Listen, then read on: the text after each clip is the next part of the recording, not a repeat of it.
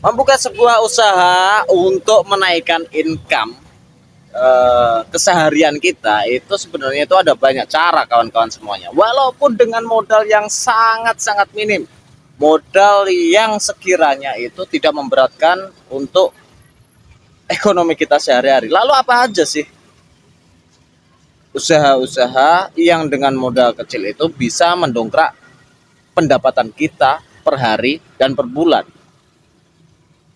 Simak penjelasannya.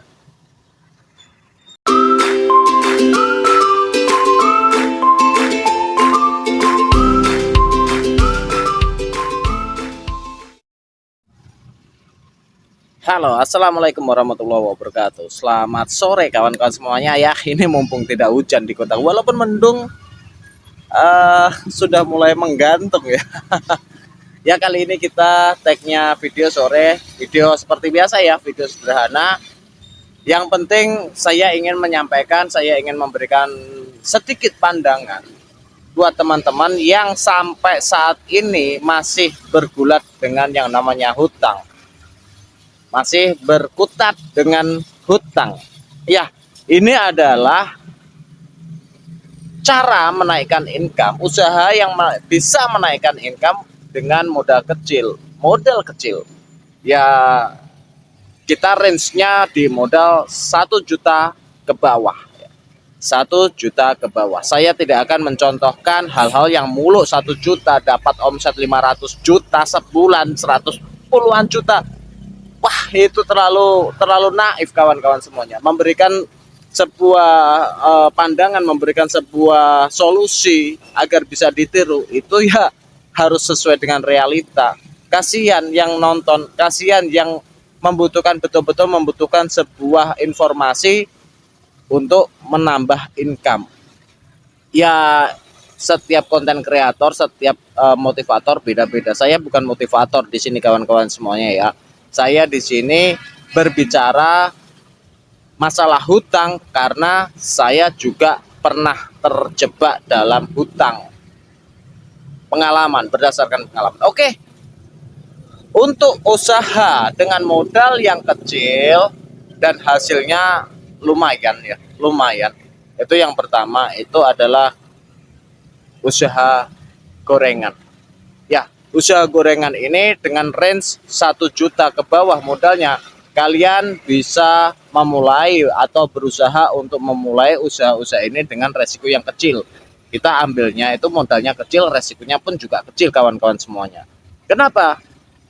Karena pada dasarnya untuk perlengkapan dan peralatan gorengan itu kita punya. Apa sih paling-paling hardware-nya atau perlengkapan yang berat itu kompor dan gas. Ya. Nanti ada yang tanya, "Oh, gerobaknya bagaimana, Bang? Terusan kompor josnya itu bagaimana biar cepat matang?" Ya, kalau mau gerobak sama kompor jos yang nyala apinya gede itu ya modalnya tambah.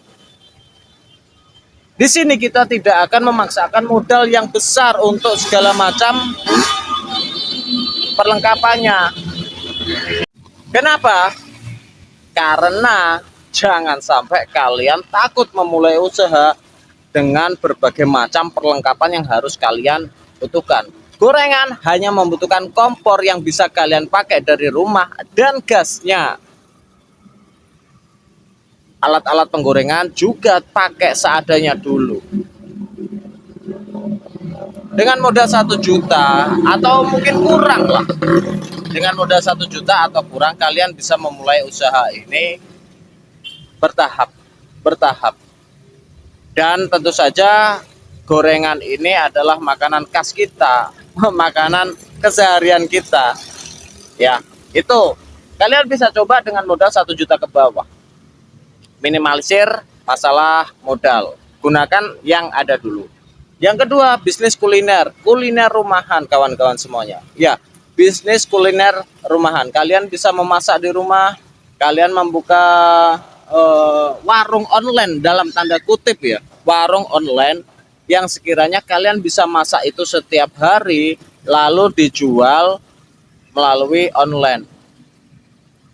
Jadi prinsipnya gini, kalian memulai dulu 1 sampai 3 menu lalu kalian tawarkan di orang-orang terdekat atau kalian iklankan di media-media sosial. Setelah itu setelah ada pesanan baru kalian antar atau datang ke rumah. Dan itu modalnya kecil kawan-kawan. Keuntungannya apa? Keuntungannya itu kalian bisa menggunakan menu itu untuk makan kalian sehari-hari juga, sekeluarga bahkan. Lalu yang ketiga apa? Usaha yang ketiga itu adalah buka warung kopi. Mungkin di rumah bisa dengan budget 1 juta ke bawah.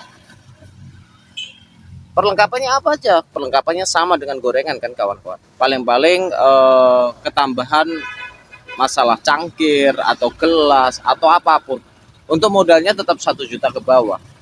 1 juta ke bawah. Warung kopi ini lagi tren ya. Di beberapa waktu ke belakang kemarin lagi tren.